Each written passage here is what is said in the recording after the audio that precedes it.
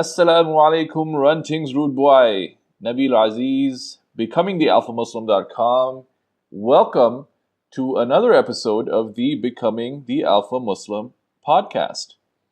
Now, I'd like to start the episode with a quote from an American author, screenwriter, and director, Michael Crichton. He says, briefly stated, the Gelman amnesia effect is as follows. You open the newspaper to an article on some subject you know well.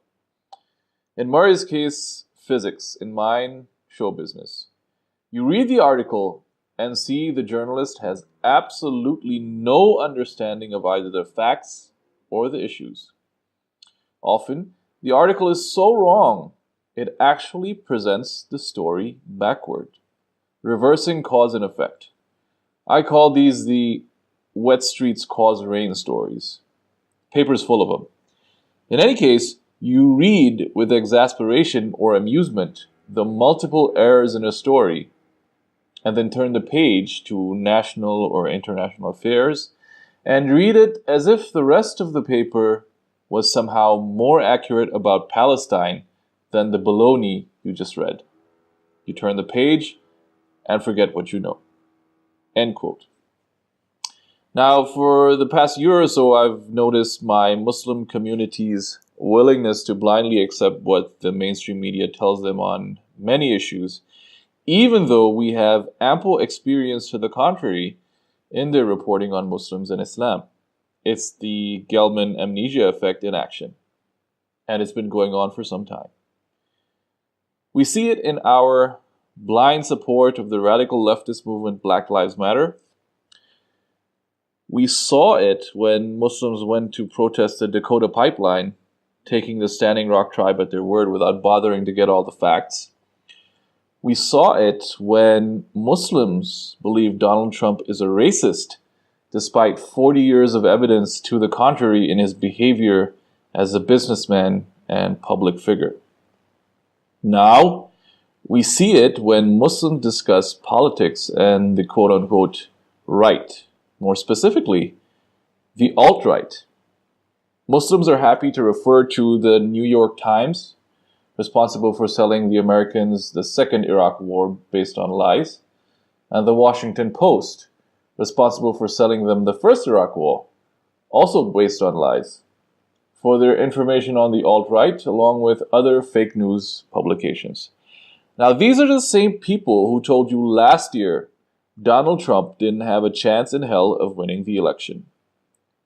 Now, some of you may not care to know who the alt-right or the new right really are and how they fit into right-wing politics. Maybe you'll say they're all the same to me, in which case you are not my audience. In fact, you should unsubscribe from this podcast, unsubscribe from my mailing list, and never visit my website again. For the rest of you, the intelligent Muslim men who I want reading and listening to my content, you will enjoy the interview I've got planned for my guest. Today, I'm speaking to Ali Abdul Razak Akbar. He is an interesting fellow, especially since with a name like that, he's not Muslim. Hey Ali, how's it going? It's good. Thanks for having me on your podcast. I'm pretty excited to talk about today's topics and how words matter. Yeah, man. I think we've been following each other on Twitter for a while, and I always meet them, like the interesting people on Twitter. My Twitter is where it's at. Listen, everybody wants to know about the name. So, can you tell us a little bit about your background? Yeah. So, my dad was from Dubai. He went to the University of Texas in Austin, Texas. He was here on an education visa, met my mother, who is an African-American woman. And, we go back over 8 generations of Texans.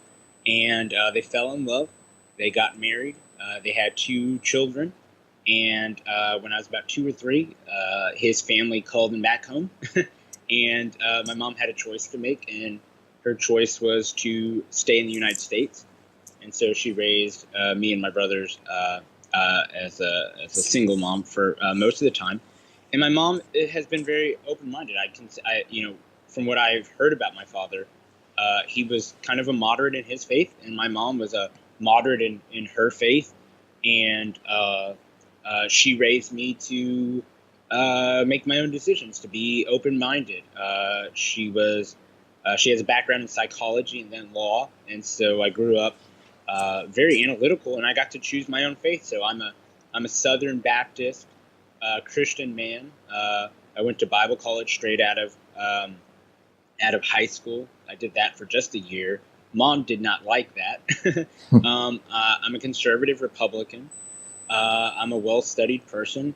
And, to me, I can tolerate all points of views. And I would like for us to honestly explain what it is we believe, why it is we believe it. And I think that we can all coexist that way. And what I'm watching the world do right now is reject reason, reject logic, and substitute it for fools in the press who are just, maybe masters of a language, be it English or the other. But these are kids. These are kids with 4-year degrees. Why should they be the elites? Why should they define who I am or who you are, Nabil? Absolutely, that makes perfect sense to me.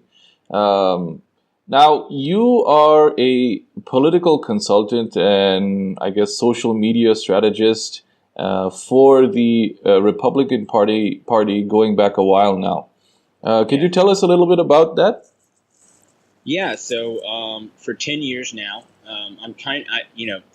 your listeners are their minds already exploding with a name like, Ali Akbar, and he's a Southern Baptist Christian and a conservative. What the heck is happening? So for the past 10 years, I have been running several businesses inside of the Republican Party and helped pioneer part of the digital space since 2006, 2007, when the Republicans got their asses handed to them. And they were trying to figure out, okay, what do we do now? And it was, let's figure out the internet. So, going back that far, me and a business partner started one of the first digital media companies. Back then it was new media. Then we flirted with online media. Then it became modern media. And now it's just digital. It's the ominous digital. And so, I've been working in Republican politics and the conservative movement, and those two should not be confused. The Republican Party is a political party, and the conservative movement is an ideological movement full of thinkers. They advocate for a philosophy of sorts, and they're entirely two different institutions and groups, and there are crossovers, right? I'm a conservative Republican, but not all Republicans are conservative, and not all conservatives are Republican here in America. So I've been doing that for 10 years, and my business has migrated.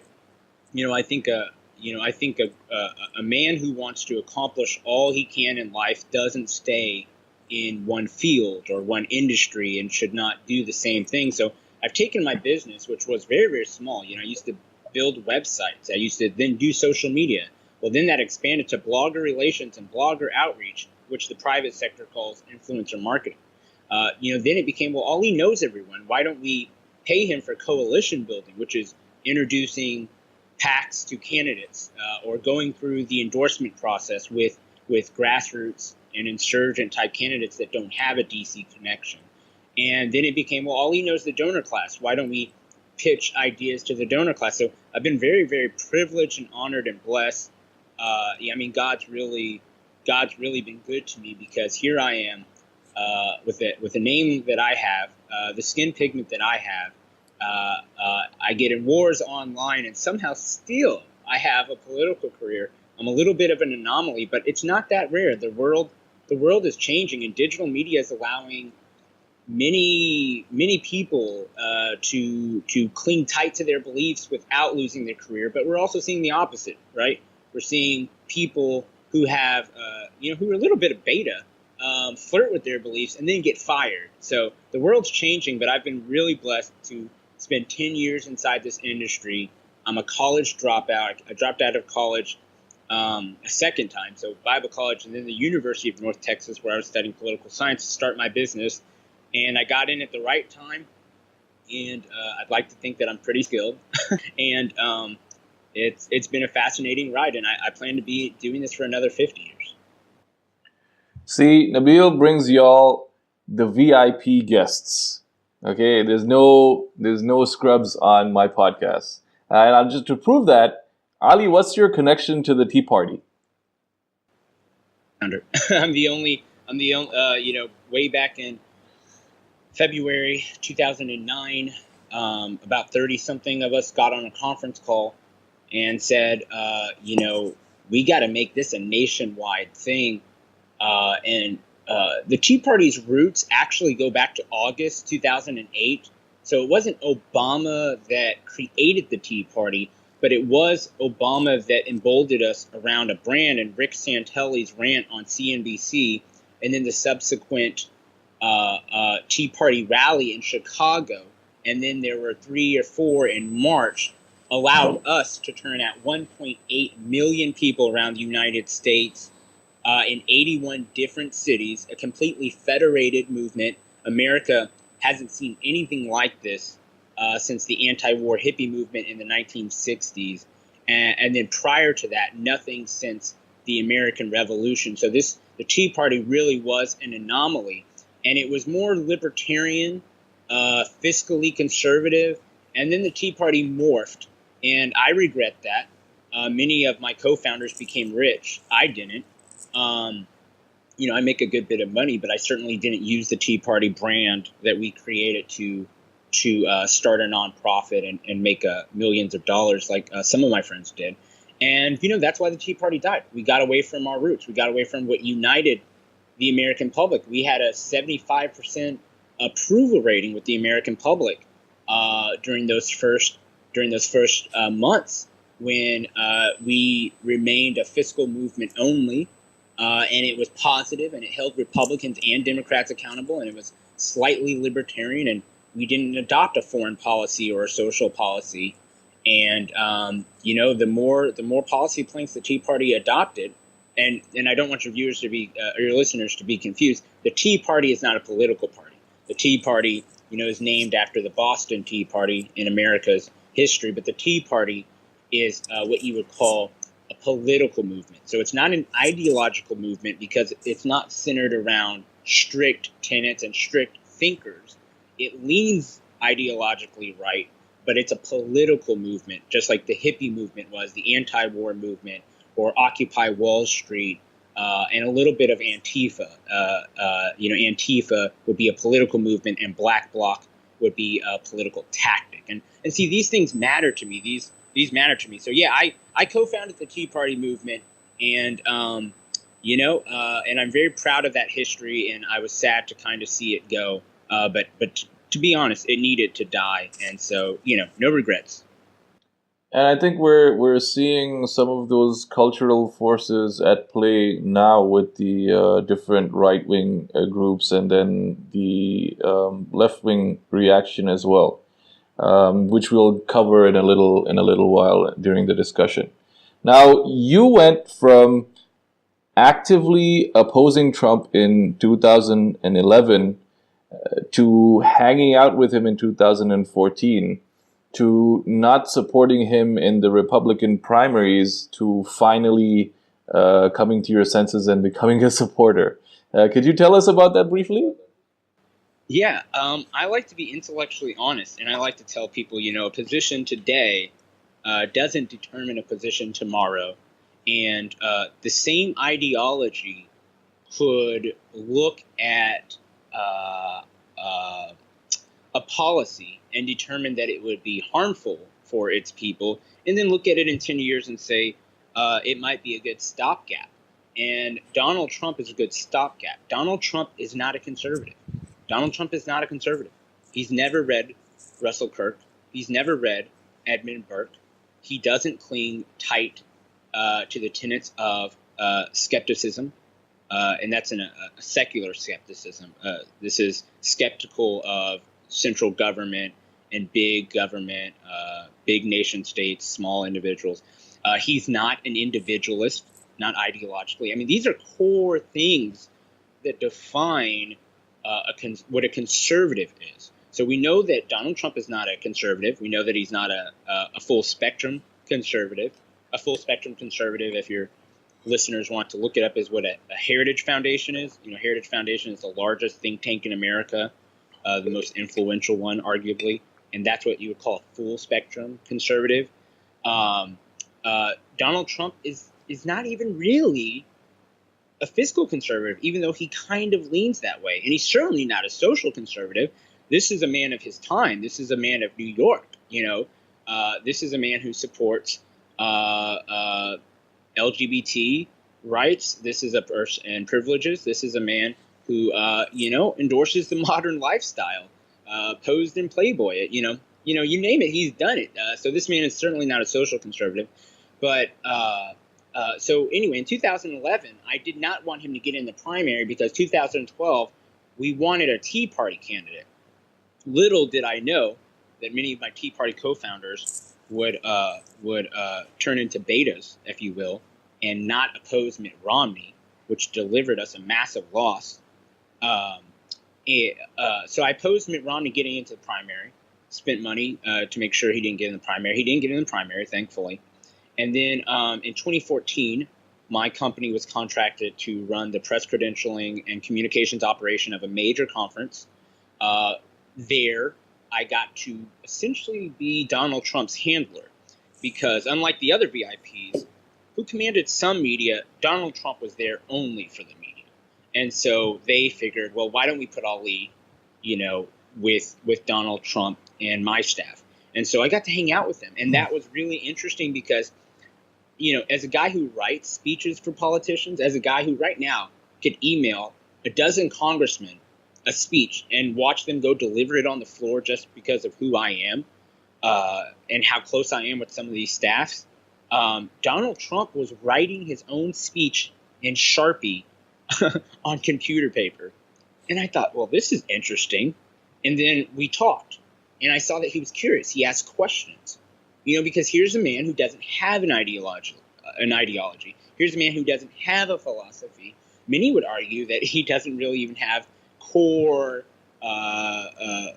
doctrines in his faith, and that's, probably a debate for another time. So here's a man who's been successful, wildly successful, a branding genius, a great storyteller, but the man runs on instinct and intuition, and that's rare. That's very, very, very, very rare.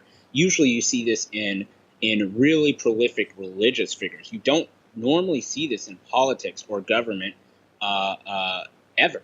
And so I liked him. But, because I like a man, I'm a steward. This is my ministry. The conservative movement is my ministry. It is something that God has placed me here on earth for. So just because I liked the man didn't mean I was going to endorse the man.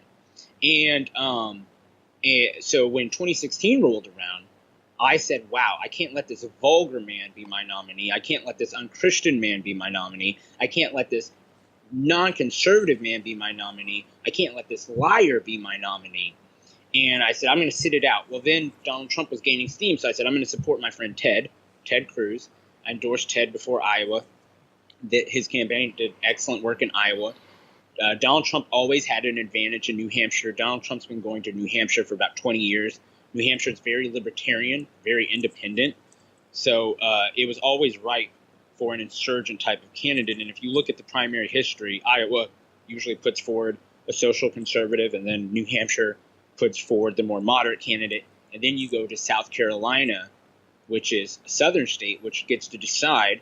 And so usually a more conservative candidate wins unless the moderate candidate can compete in Michigan or Florida or Nevada, which are usually the next states. And so what we saw is that Donald Trump was able to tap into something that I wouldn't understand for months, and that was that this fight right now going on for civilization and namely going on against these pagans and postmodernism, these feminists, these relativists, these cultural Marxists, these people that really anybody of faith, anybody who's an absolutist should oppose, anybody who clings tight to the truths of the universe. Donald Trump was fighting a cultural war, which is why many evangelicals, many people of faith, many fiscal conservatives, we know that Donald Trump isn't us, but he was the best battering ram we could take to the gate And that's what we did. And so eventually I said, if the liberal media who created Donald Trump is going to go after a liberal billionaire, what will they do to the poor conservative? If they're going to label him a racist, I'm already used to being called the N-word by Democrats. I'm called an Uncle Tom by Democrats. What will I be called next year? And I said, hell no. And I enthusiastically supported Donald Trump during the general election because I saw it as a paradigm shift. And I think that great thinkers recognize that you don't have to lose your principle. You don't have to lose your ideology, but you do have to recognize that there are certain paradigm shifts. And media, mainstream media, corporate media is dying. Social media and digital and mass communication is rising. And with that, so are truth. So are enlightenment. So is based thinking. So is alpha thinking. And this alpha mindset. And so what we're seeing is we're actually getting truer to what humanity is. And Donald Trump represents that, whereas Hillary Clinton and Barack Obama represent frauds. They're make-believe fictional characters put forth by these degenerate moral relativists. Okay, so yeah, I get that a lot too, actually, because of my associations online with people like Mike Cernovich. The way that you would probably get called an Uncle Tom or a coon, I sort of get called sometimes a sellout for my associations online. But I also have been noticing that we can only play this so-called ideologically pure game for so long until we completely lose. And then I think both sides, and I'm speaking here for, I guess, the Muslim community, and you guys in the conservatives in America, we're sort of facing the same enemy, and that's these pagan postmodernists that you described. Absolutely, we should be united in our fight against it. And I'm an advocate for Western civilization without obviously dismissing the wonderful contributions from Eastern civilization, which go from balance to Jesus. So, but we do. There are a lot of people on my side who see jihad and Islamists as a threat, and I certainly think that there is a growing threat. However, my friends are always shocked when I say feminism is a greater threat than Islam will ever be. And it's true. It's absolutely true. Definitely. Okay, now we discussed all of that up until this point just to set the context so people know exactly who you are and that you're legit and you have the credibility to speak on these issues. And we're going to get down to business now. So, what are the origins of the alt-right? Boy, the origins of the alt-right apparently was a term coined, and I say apparently because no one knew this, in December or November of 2008, and it was an obscure gentleman who came up with this term as an alternative to the right, because he saw the Republican Party as sellouts, not representing their views. And that's fine. The insurgency in both parties in America has been happening for at least 2 decades. Ross Perot, Pat Buchanan. It was called Don't Go back in August 2008. And so the alt-right was kind of that. But the alt-right represented a little bit more of white identitarianism. So these are people who see all of their political issues through their pseudo-ethnicity. It's not even a real ethnicity. White people are not a race. But they represented a string of groups like the League of the South, Traditional Workers' Party, what would eventually become Identity Europa, Vanguard, America, et cetera, and it attracted a lot of white supremacists. It attracted a lot of disaffected libertarians who radicalized themselves, people who began seeing everything through race and that there was a shrinking white majority, and they call it, you can look at the hashtag white genocide.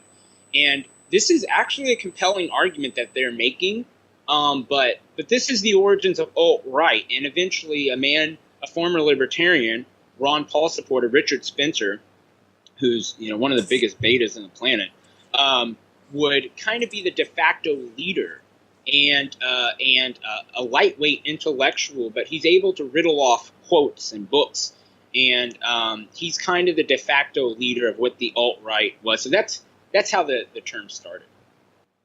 Running Richard Spencer is the leader of the alt-right. Richard Spencer, I like that. Yeah, that wasn't me. That was Cernovich came up with that. Okay, so who are the other major alt-right figures other than Richard Spencer? Well, Vox Day is a great thinker, and I've heard people say that Vox Day identifies as alt-right or doesn't, but he wrote essentially what is the manifesto for the alt-right.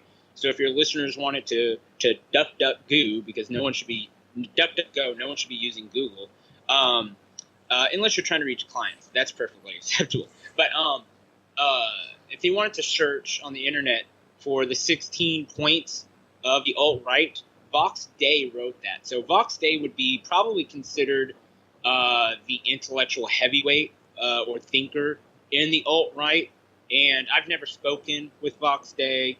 I've had a lot of my listeners and viewers ask me to speak to Vox Day. I'm willing to engage with anybody, but I dismiss the alt-right as a childish movement. But anyway, there's 16 points that one could read a part of their manifesto. And Vox Day would be to the alt-right what Stephen Molyneux is to what's called the new right. Other leaders include some nasty people like this Jason Kessler dude who organized the Charlottesville rally. He's a former leftist, far leftist, Occupy type person. Domingo something, super duper racist dude. They have a lot of folk heroes in the alt-right without having necessarily a leader, because these guys are tribal, right? These guys see old movies of pre-medieval Europe, and they want that. So they love these small factions, these paramilitary groups, these militia groups. They like being in groups of 15 or 25, and they're a lot more tribal because they're identitarian, they're collectivists, and it's very hard, as we saw with communism, to actually be for collectivism to scale. When collectivism scales and it tries to optimize itself, you get genocide. So a way that the alt-right avoids that is they have a lot of mini factions, and then they come up with their own folk heroes, and they paint their shields, and they paint their bodies, and they wear uniforms like khaki pants and white polo shirts. It's really more about psychology than it is philosophy. But these kids don't know that, because they don't have great thinkers in the alt-right. Right. And I remember, I think was it late 2015 or early 2016, Milo Yiannopoulos wrote sort of it was an article, but it was sort of a guide to the alt-right and the various different internet factions that make up the alt-right. Where do Weave and the Daily Stormer fit into the alt-right? David Duke, League of the South, Weave, Daily Stormer, and what was the other one? Not Front Page Magazine, but something Front. Maybe it's the National Front. I know they have one in France, but we have something here, something Front. Stormfront? Stormfront, yeah. They are what you would think of as inspirations. So here are disaffected people. A lot of people don't know this. Me being, I call myself kind of, I like to say I'm studied. I hate the word academic, but I'm probably what you would call an academic in the study of political movements, people, ideologies, and the science of it. And but the science is more about the electoral politics. But I like watching people move, and it's not sociology, which would be the study of the migration of people, because it's limited to ideas and movements and how it affects governance and economics. So what I would say is all those groups that I previously mentioned are inspirations for alt-right and alt-right thinking. They were neither the catalyst and neither the father, but the child, the alt-right child, which was a bastard of the right-wing America, was looking for inspiration, and it found it in some legitimate racists and some white supremacists and some white nationalists. And those are, it's very important that we hear those terms. Most of people in the world hear those terms and they hear the same thing, but those three terms actually mean vastly different things. Someone can be a white nationalist and not a racist, and it's shocking, but there are a lot of white nationalists who are not racist. There are a lot of white nationalists who are not white supremacists, and you have to understand that. So note this: David Duke doesn't call himself a member of the alt-right, but the alt-right loves them some David Duke, and he speaks at alt-right rallies. Why is that? Well, because David Duke understands that the alt-right's not going to last forever, and he is. And so you have not everyone in the alt-right is racist, but the racists who were not voting, a lot of people don't know that. A lot of racists don't vote. You got to think about this. I mean, think about the Islamist who endorses this violent jihad that we're seeing across the East and the West.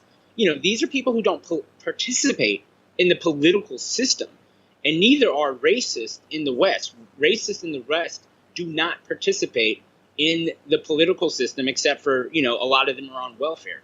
And so what happens is these people now found a political vehicle they could be a part of. They couldn't be a part of the Republican Party because the Republican Party wasn't racist. They couldn't be a part of the conservative movement because the conservative movement wasn't racist. But now that they found the alt-right, they're like, oh, here's someone who accepts me for who I am. I can participate in this. And this is something most people don't know that's completely scientifically proven. You can look at a lot of these racist people's voting habits because, we do this in America. You can see when someone's voted. And what you will notice is that these people do not vote. Some of them voted for Donald Trump, but that doesn't make Donald Trump racist. That doesn't make Donald Trump alt-right. That means that they found a political vehicle and they're participating in it now, and they might not participate in it later. And every country has gone through phases where the fringes have tried to influence politics and then they give up eventually.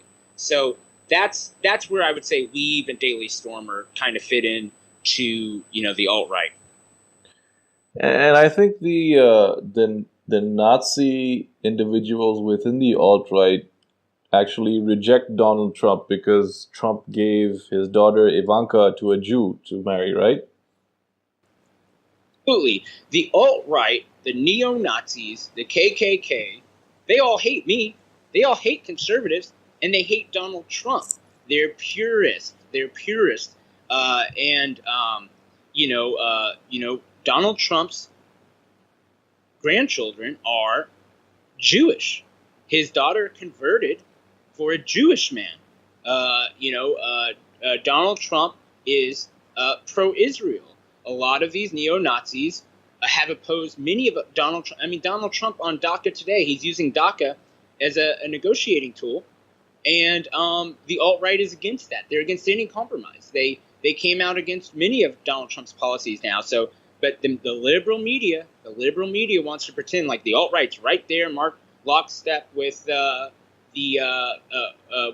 Donald Trump. But that's not the case. And historically, that's never been the case. The KKK has never been in lockstep with the Republican Party. David Duke has been a terrorist on the Republican Party. Go ask Louisiana Republicans how much they hate David Duke. So what you find is when you drill into the actual facts, the historical facts, is that the racists have never had a home except for historically with the Dixiecrats and the Democrats. And and that was for a time. It's all over now. Yeah, I think that's one of the reasons why it's so important to have this discussion so that people don't confuse all of these different groups with contradictory interests. One thing I found very interesting is that the alt-right they don't like Jews, but they love Israel because Israel is their idea of an ethno state. Or like they'll hate Islam and Muslims, but they have this idea of white Sharia. Yeah, and I would clarify, they don't like Israel. They like the idea of Israel. And some of them, say, but they use it as an argument. They say, well, we believe in Israel's right to exist, and that's why we should exist too. But it's just it's a tool. It's a tool to get across their argument. But many of them believe that America is too sold out to Mossad and other Israeli intelligentsia interest and intelligence, and it's a very weird place over there too, because a lot of these alt-right leaders, the more you probe them, the more you find out is they're not really white, or they're in an interracial relationship, and like you said, a lot of the alt-right, they don't believe that women should be participating in some of the political efforts, so a lot of it's male-oriented. Which has also come with some interesting things from their history, being Greek and Roman, but they do want this kind of Sharia. And what I always tell them is move to Montana, move to New Hampshire, move to Iowa. Here's states that are 94 to 97% white. Let's go see how you guys do. And these guys also champion big government and a big social welfare state, believing that the holy white race, are exempt from human nature, that they're going to get free money, but they're still going to be hard workers. And it's laughable. It's just childish. It's childlike thinking. They're not serious people, and they won't be here forever. Excellent. Okay, so now you mentioned the new right, and this is what are the origins of the new right? Are they some sort of offshoot group of the alt-right, or are they something completely different? There's something completely different, and the best that I like to compare it to is the Anabaptists did not give birth to the Baptists. If you study Christian denominations like I have, the Anabaptists came from the Reformed Church, and the Baptists came from the Anglican Church. And so they have no relation, even though the name sounds similar, even though timing, may look or appear similar. And so the new right came in October, November, December of 2016 as a way to say, we're the insurgents too, but we're not alt-right, and we'll find our legs later. And this isn't to be confused with the European New Right, which the European New Right would effectively be the American alt-right. And it isn't to be confused. I think it was the 1960s. Don't quote me on that, but America's already had a new right in our past, and it is also too an idea that expired, but it wasn't extreme. It was actually a little bit more moderate. And so the new right is full of people who are dissatisfied with the status quo, and we see Trumpism and Donald Trump as a stopgap. So it's not exactly ideological.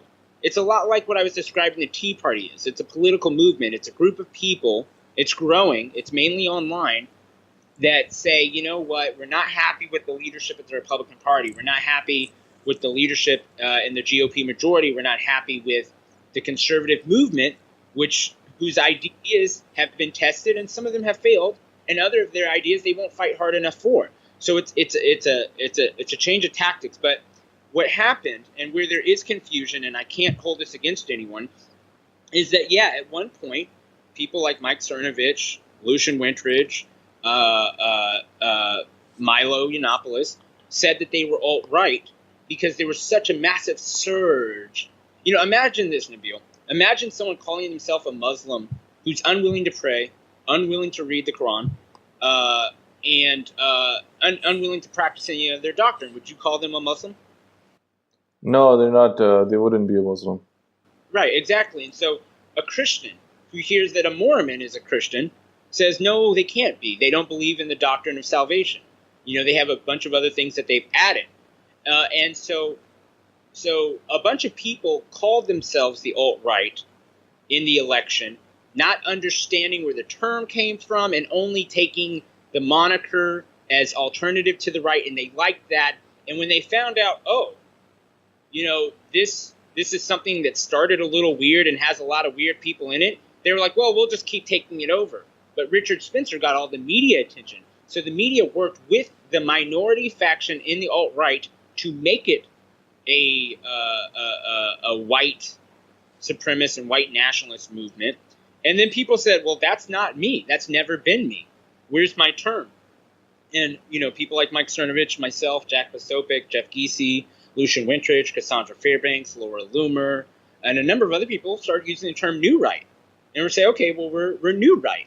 And so a lot of people confuse that with the alt-right giving birth to the new right, or the alt-right forking and giving the new right. But it were mainly people flirting with a political affiliation that they did not understand, and they were never true converts of. And then they found a term, they found a home, and we're still figuring out what that means. It takes time for political movements to shape themselves and then find out if they even have an ideology or not. Not all, I have to repeat this, not all political movements have ideologies. Not all political movements will find great original thinkers. This is actually a very rare thing in human history, and by rare I mean it's happened hundreds of times, if not thousands. But that's very rare considering the span of human history and how many political movements we've had, and parties and systems of government and wars. I mean, not all of them were rooted in core ideas that people theorize could be timeless. So the new right is something very new, very like the Tea Party, but like I said, a different time. I said this at the beginning of this podcast. The new right is not the Tea Party, because the Tea Party was a little bit more ideologically aligned with libertarianism than the new right is, which is entirely tactic-based. We got Kathy Griffin fired from CNN. We've got other people to retract things. We are the memers. While the alt-right pretends they are the memers, the new right is the actual memers. So that's what the new right is and how it was kind of born.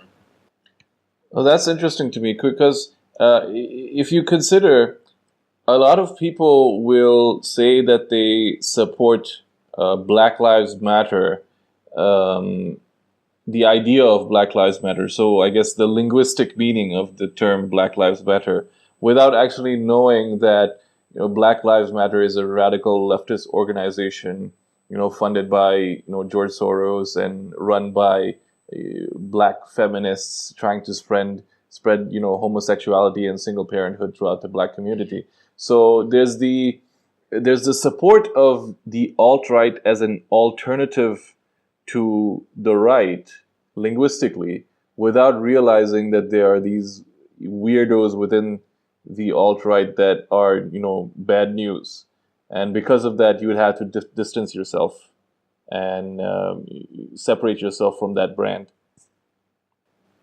Yeah, I mean, it's really interesting. Is when do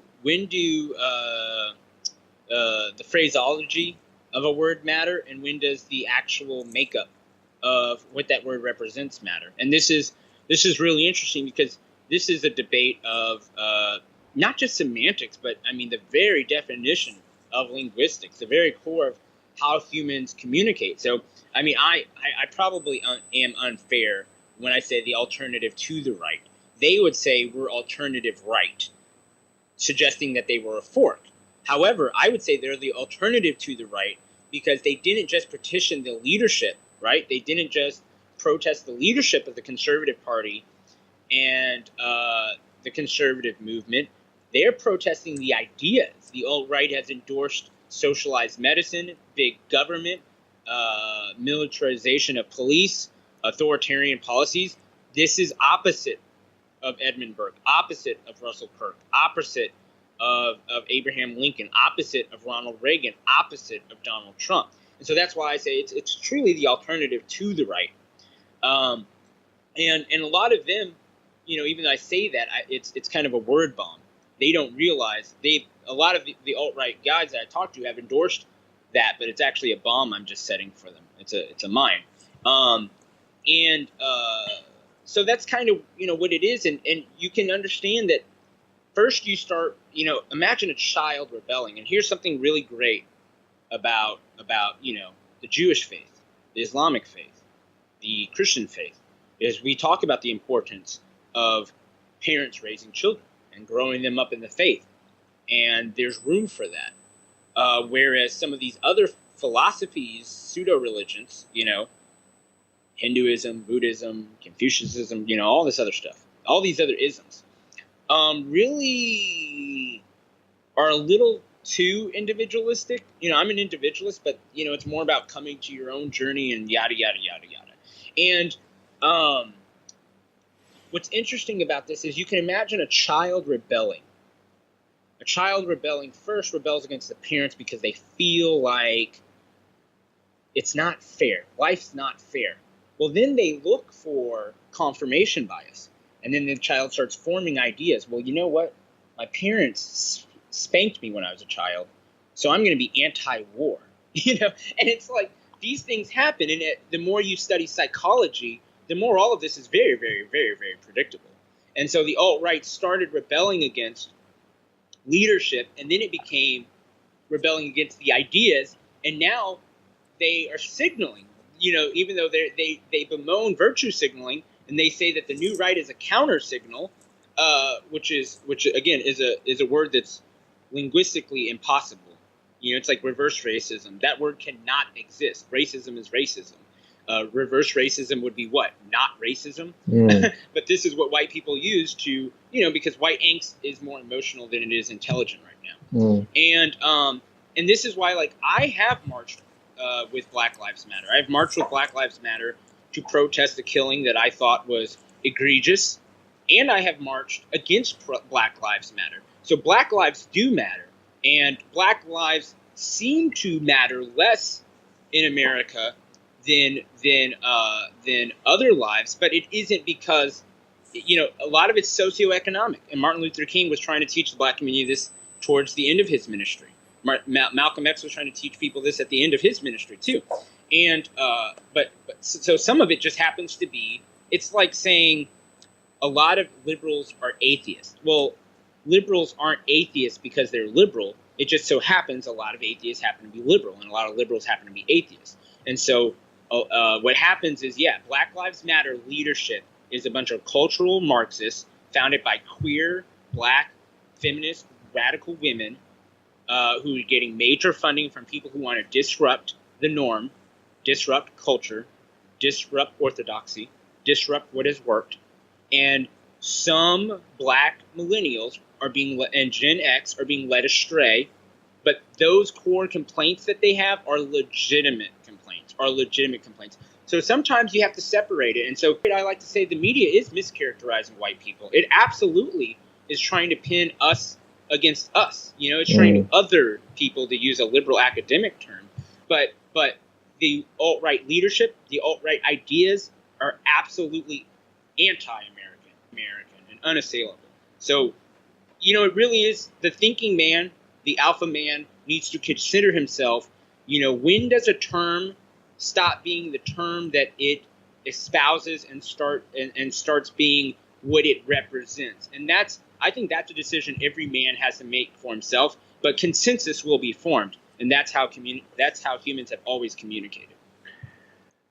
I mean, it all comes down to branding and marketing and persuasion and psychology, doesn't it? Because now the alt-right as a brand is equivalent to, the Nazis. Now you can have Antifa and the Black Bloc becoming sort of celebrities and rock stars because they're, fighting against quote unquote Nazis, and they're now the bad boys. I guess this kind of breakdown is something that Mike Cernovich spoke about as well. It all comes back down to the branding, doesn't it? Absolutely true. It's all. I can't explain this enough. It reminds me of, and the Bible says they understand not because, or they hear not because they understand not. And I could say something right now, and hopefully you have a high IQ audience, so they will understand it, but most people won't. and that is the media is everything. And Andrew Breitbart, a friend of mine, who's passed, said that, and I at the time did not understand it. I did not understand it till even 4 years after his death. The media is everything, and the media is what? Information. The media is propaganda. The media is how you package something. And the more you study Lenin, the more you realize that Lenin is probably but close to as influential to the Prophet Muhammad and Jesus of Nazareth then he's probably as popular as those two, or as influential as those two, because advertising has fundamentally changed how you and I and your listeners understand reality. And sometimes fiction becomes reality. And it's hard for people like you and I, who are grounded in our faith, to hear something like that, because we understand absolutes, we understand truths. But very, very truly, in the most impactful sense, fiction is now parading around with just as much strength as truth. And branding is everything, and it causes people to do anything. And these kids who are walking around trying to replicate the civil rights movement, think about this for a second. Think about this. If you and I did not venture out to be greater men than our imagination would allow, we wouldn't really be shooting for the stars. If you and I limited, can you imagine how disgusting it would be if you and I limited our pursuit of our own faiths to scholars we've known in our own generation? That would be very, very bad. That would be anti-intellectual. And that's what's happening over in the left. That's what's happening in the media. Everything needs to be Watergate. Everything needs to be Watergate. Well, what about the 95 Thesis? What about the Gutenberg printing press? What about the Magna Carta? What about common law? What about other great things? The Bill of Rights. What about the Federalist Papers? What about great stories before Watergate? The left is totally setting their eyes, trying to be the next Martin Luther King or Malcolm X. And if you're trying to be the shadow of those men, instead of find their inspirations and their inspirations and the ideas and imagine beyond that, then that's all you're going to be. And so what you're seeing is all they can be are subsets of brandings of movements that have come and died. Whereas the truly free thinkers, we are imagining new ways to expand upon the great men who have came before us and dared to think about freedom and sovereignty and how to communicate with God and how to build great governments. And I pity the left, but they are the enemy. They are absolutely the enemy, and they must be branded as such. Yeah, that's the dilemma of the time, isn't it? If reality is sort of like a social construct, that means then whoever controls the media controls reality. And in this case, the media is generally the left, i.e., the enemy. So you guys have your work cut out for you. Yeah, indeed, we're fighting corporate interest. Donald Trump and a lot of the MAGA movement and New Right like to say globalist. It's not a term I like, but what you're seeing is we're fighting against corporate interest. And I like to tell my fellow Christians that commercialism and materialism is actually incompatible with Christianity. We can be capitalists. We can make money. We can charge interest on loans. But what we can't do is that cannot be an ideal for us. That cannot be a tenet for us. That cannot be why we do things. We can't make money to build wealth. We make money to have wealth to buy our freedom, to pass on generational knowledge and comfort, and then charity, and build great works and do great thinking. We're in a very dangerous time because the right's not thinking and the left is is being controlled by corporate interest, billionaires who don't want to see religion ever, who don't want to see free thinkers ever, who don't want us to think of ourselves as individuals, but instead as a collective. And this isn't a conspiracy. This is absolutely what is happening. You can pick up a newspaper and the front page will be false. It will be fiction. they will leave out the major story of the day. And so what we must do is we must dare to venture like our founders did, and we must say, okay, well, media is not journalism, and that's scary for a lot of people in America. If you say media is not journalism, well, where can journalism be found? If journalism can be found on Twitter, then you're like, oh my gosh, we've just traded one problem for another, and that's our dilemma. Is Lenin? We're living in Lenin's world. It's all propaganda, and we've got to fight for reality. And if we can't win with reality, then we've got to shape our own fiction and not be a part of theirs. Yeah, I mean, that sounds about right. Who are, you've mentioned a few names in one of your answers, but who are some of the major new right figures that we should be paying attention to other than yourself? Well, myself. Jeff Giese is a gay Jewish man out of Washington, D.C. He's written a lot about mimetic warfare, and he is championing and putting some meat on the bones of what he calls Trumpism. Now, Trumpism is what the new right is. However, those might eventually diverge. Like I said, movements take time. So Jeff Giese is somebody people should follow. Obviously Mike Cernovich, I believe, was the first person to coin the term new right, at least according to Jeff. So Mike Cernovich. Jack Posobiec is an enterprising activist journalist who says he plays with the fourth rail, which is he creates news, which, some of us think could be a problem.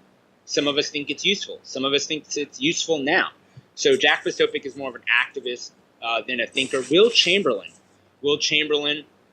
is a lawyer out of D.C., a guy with a smaller following, but like myself has a debate background and is a qualified thinker, and he's a listener.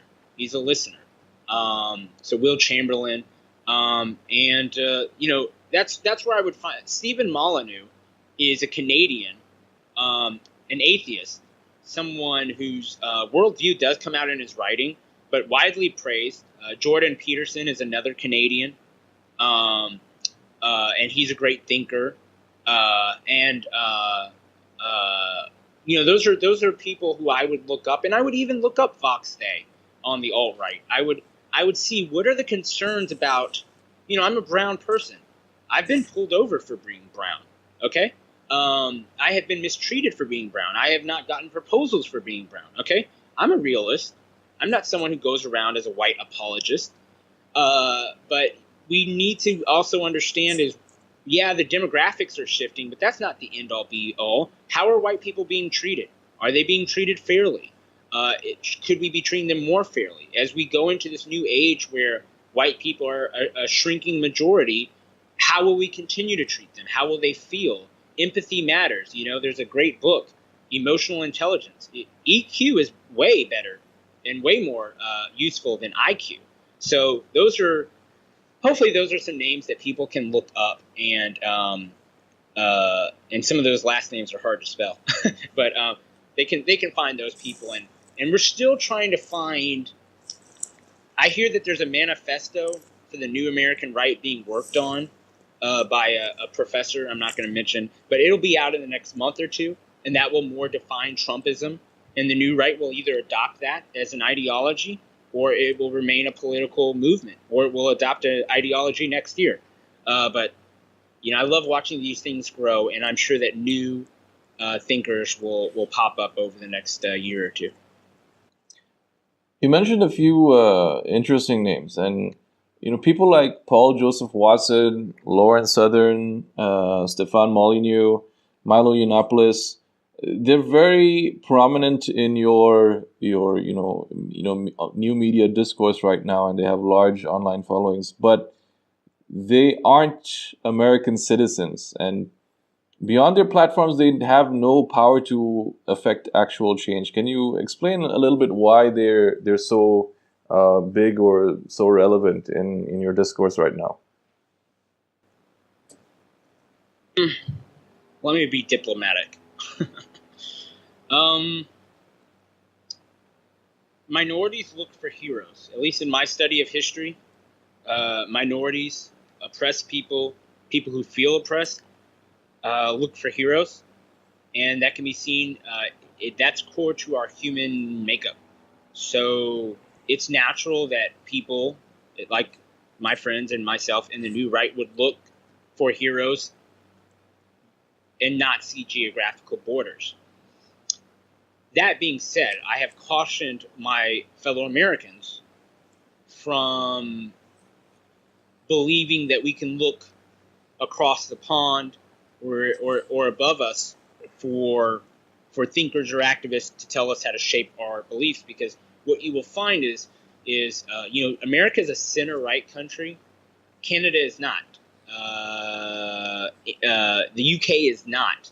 Fundamentally, if Lauren Southern and Paul Joseph Watson and Stephen Molyneux and Jordan Peterson all say things that I like, there may come a time where our experience, right, this is nurture, has informed us to different conclusions, and then that would be an unforeseen conflict, and unforeseen conflicts can usually lead to movement splits. And so what I like to caution people in the United States is, yeah, these are great guys for media, and these are great guys for activism, but they can never be, if Trumpism is going to be about American first and economic nationalism and sovereignty, these guys can't fit into that. And New Right might be better as a coalition term than endorsing an ideology, and this is why we're playing with this. And Lauren Southern is 22 or 23. I'm 32, and I'm 32 going on 62. Who am I? Why would I listen to a child? Children can be brilliant. Children can absolutely be brilliant, and they can be brave. But nurture, environment. This is something we understand about psychology, and so I don't know. There's the influences that they have, and they're people who I have been skeptical of at some points, and people who I've embraced in the fight, because you got to go to war with the army you're with. And we absolutely agree on feminism. We absolutely agree on postmodernism. We absolutely agree about the threat of cultural Marxism. We agree a lot on policies that are implemented globally. But, do we believe in the same thing with healthcare? No, maybe not. And why?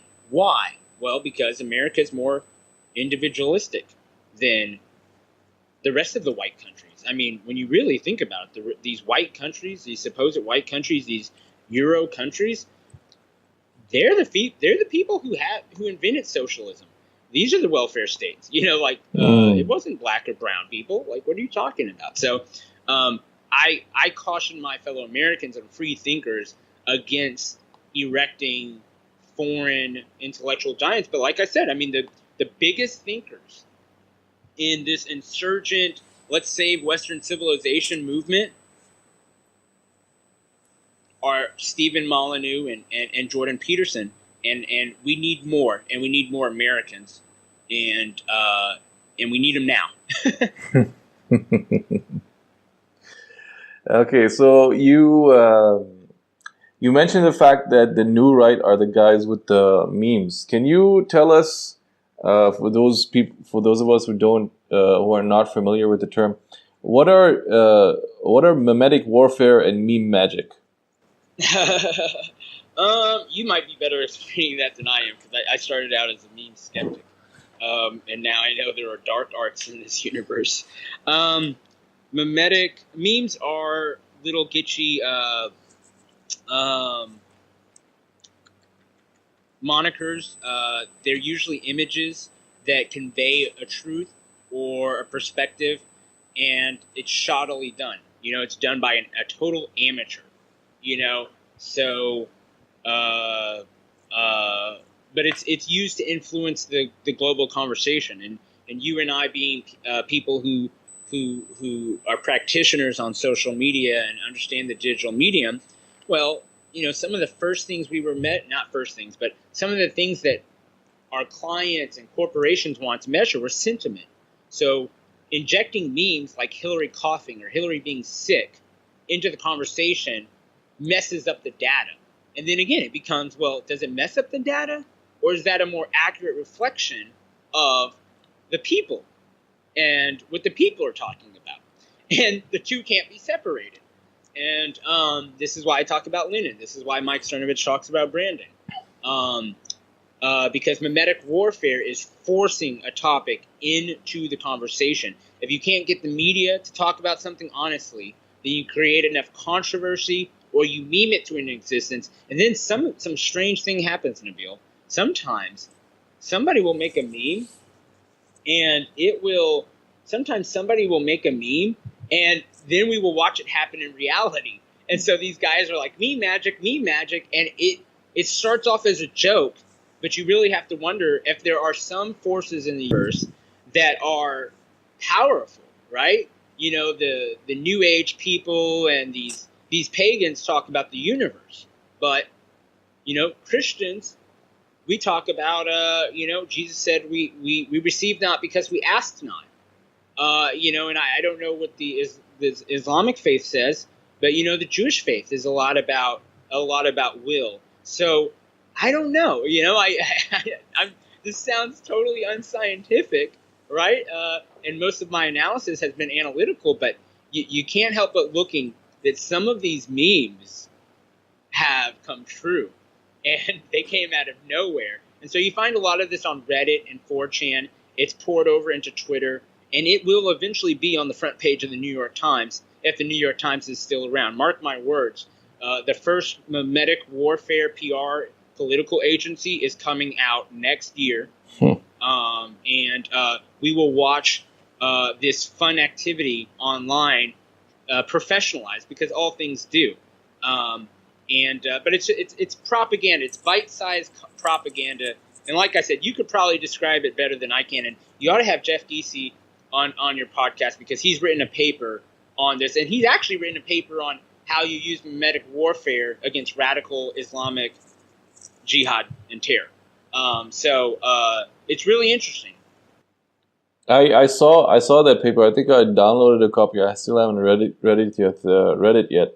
It's what is it called? Fourth generation warfare or something like that? I think so. Yeah, he wrote it and submitted it for NATO. I don't know if they commissioned it or not, but I haven't read it actually, and I need to. Yeah, you mentioned the memes coming to life. For example, the sick Hillary meme. From a Muslim perspective, that could sort of be explained away.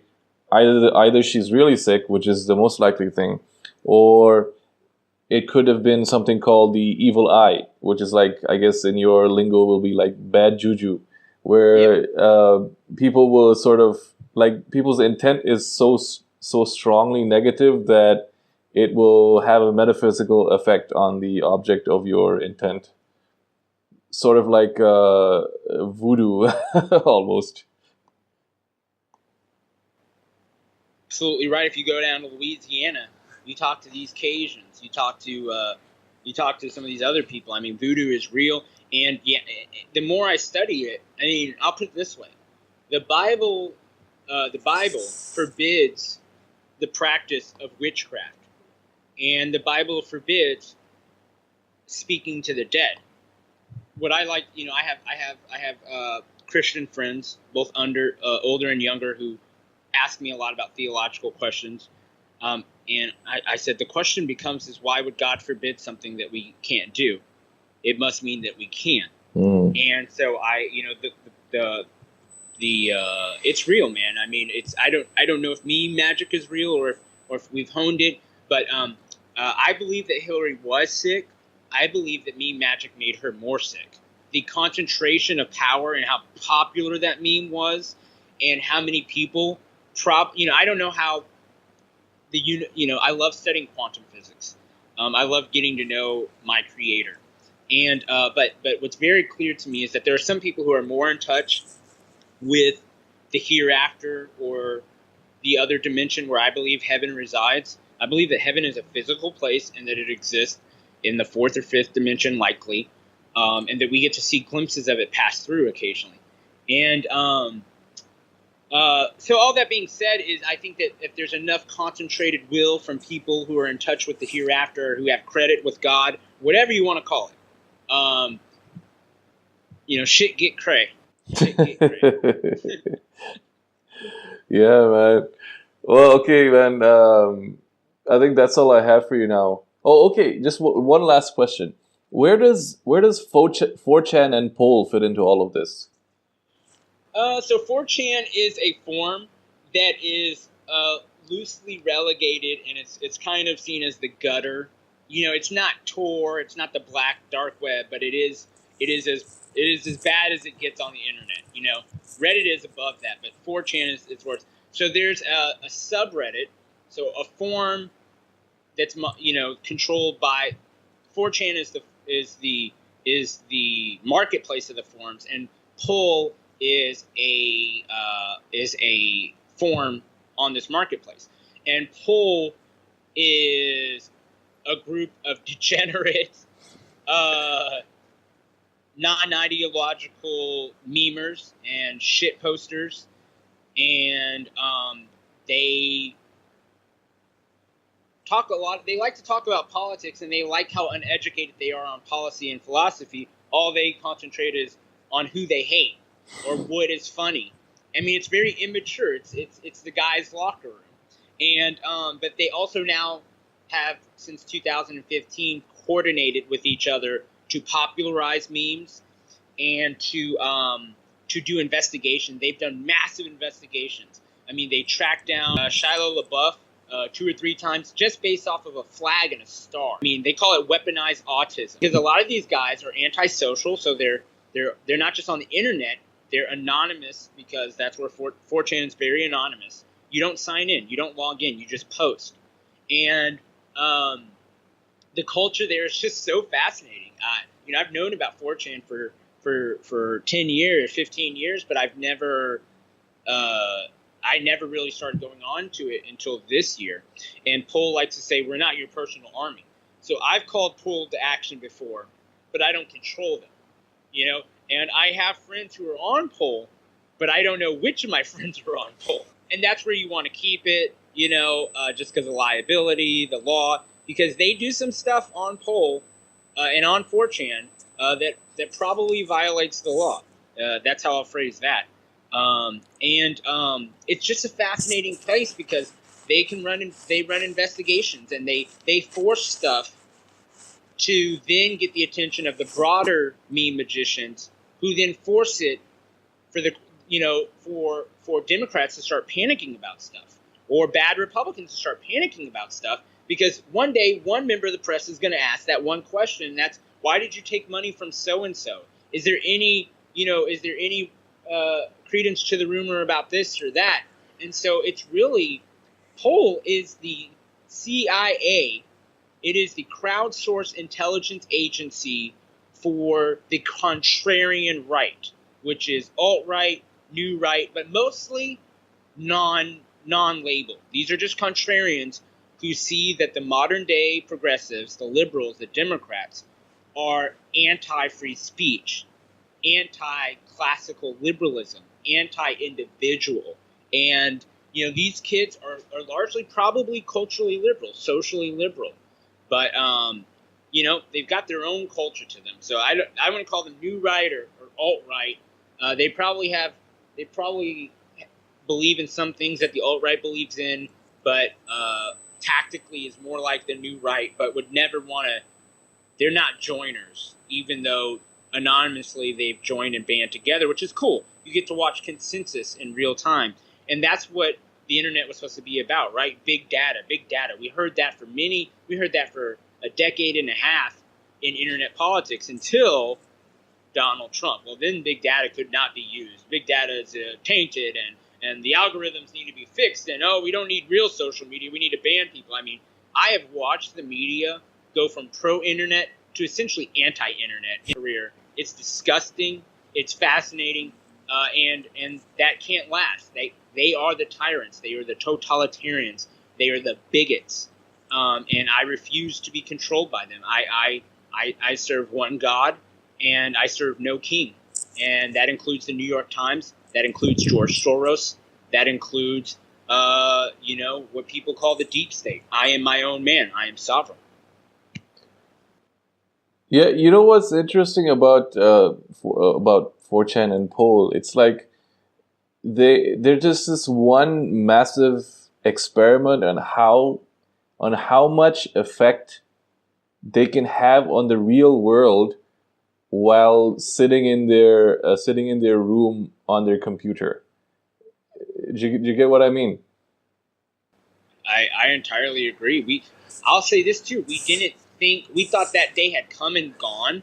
In a lot of ways, the internet is getting back to its original promise with Bitcoin, cryptocurrency, 4chan, Reddit, anonymous profiles, the proliferation, whereas the internet was slowly migrating towards just an actual reflection of the real world. And what I'm seeing is the internet I was promised as a kid, because I've been doing this stuff since I was 11 and 12. So it's really fascinating. I'm kind of excited about the chaos. Yeah, that's perfect. A perfect way to describe them. They're agents of chaos. What happened to artists and academics applauding creative destruction and capitalists applauding creative destruction? No, now it's bad that it's right wing or it's religious or it's people with values. Yeah, I think you and I sort of are agents of controlled chaos because we have sort of a moral framework that is holding us back from doing all of the crazy shit.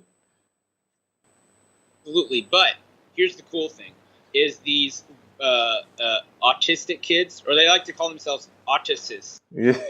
Autists. Yeah, autists.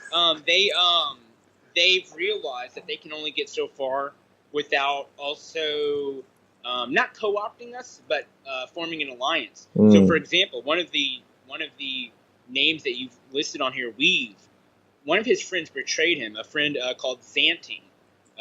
Again, these are all obscure terms that he started DMing me, realizing that if he doxed and he dumped all this information on Weave, it wouldn't be seen as credible. But if more legitimate people, like I didn't do it, but my friends did it, like Laura Loomer and Lee Stranahan and Jack Posobiec, when they spread the information, it had more. So you and I have reputation capital because we're not anonymous. And we're willing to exist in both worlds. It's really interesting. It reminds me of a sci-fi from the 90s or a sci-fi from the early 2000s. There's all these worlds, and you and I are a class of people who get to travel between these two worlds. We're almost the merchants. And, and Poll is a sacred place. You don't interrupt it. It's why I don't post there. If you get on their bad side, you get on their bad side. But we can trade with them. We understand their language and their traditions and how to curtsy, and we understand in the main world, you can't use phrases like Hitler did nothing wrong. By the way, Hitler absolutely did something wrong, but it's a joke to them. But the main world will never understand that. Yes. That's not a joke. Yes. So it's funny. I wish I had time to write about these topics because we are probably living in one of the most creative times in human history, and we are certainly living in an age of critical thinking. I don't know if it's enlightenment. Enlightenment should be determined on whether or not we go backwards or forward.